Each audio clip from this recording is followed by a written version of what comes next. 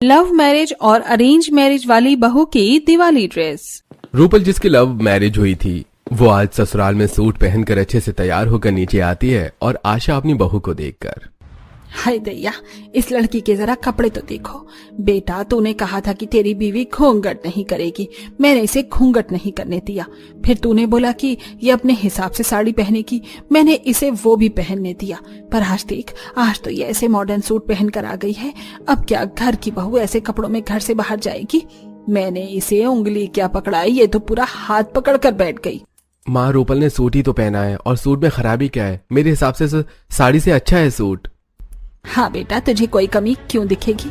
अगर तुझे इसमें कमी दिख रही होती तो आज ही मेरे घर की बहू थोड़ी ना होती। शांति बहन के बेटे को देखा है, उसने अपनी माँ की पसंद की लड़की से शादी करी और तू इस कलमुही से लव मैरिज करके बैठ गया। स्टाइलिश साड़ी क्या कम थी इसकी, जो अब ये सूट पहनने पर उतर आई है। सच में माँ, बात का बतंगड़ बनाना तो कोई तुमसे सीखे। भाभी के सूट में खराबी ही क्या है? भाभी, आप इस कपड़े में बहुत अच्छी लग रही हैं। अब बाहर चलते हैं वरना हमारी मूवी छूट जाएगी। हाँ हाँ, माँ की यहाँ किसको पड़ी है? जाओ वरना तुम्हारी मूवी छूट जाएगी। पर मेरी बात भी कान खोलकर सुन ले। मैंने तेरी इतनी सारी बात मानी है तो बदले में एक बार तुझे भी मेरी माननी होगी। बाहर घूंघट में जाना। माँ, तुम कौन से दशक में जी रही हो? तुम्हें पता नहीं है क्या कि मैं नहीं चाहता कि मेरी बीवी घूंघट करे। तुम जैसी हो वैसे ही चलो रूपल। आशा के कुछ कहने पर राकेश और काजल रूपल का पूरा साथ देते हैं। कुछ देर में वो तीनों घर से बाहर निकलते हैं, जहां बालकनी पर खड़ी होकर आकांक्षा पौधों को पानी दे रही होती है और उसकी नजर अपने पड़ोसन रूपल पर पड़ती है, जो अपने पति का हाथ पकड़कर मूवी देखने के लिए जा रही होती है। रूपल का कितना अच्छा है, उसने लव मैरिज करी है। उसके पति भी कितने सपोर्टिव हैं और सास भी कितनी अच्छी है। काश कि मैंने भी लव मैरिज की होती तो शायद मुझे भी मेरी पसंद के कपड़े पहनने दिए जाते।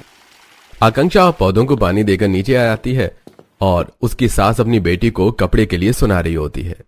अरे ये कैसे कपड़े पहन लिए हैं तूने? लगता है हमारी पड़ोसन के बच्चों का असर पड़ रहा है तुम पर। तुम्हारे हाथ और बाजू तो दिख रहे हैं, इस जीन्स के ऊपर कुर्ती डालकर आओ, जाओ।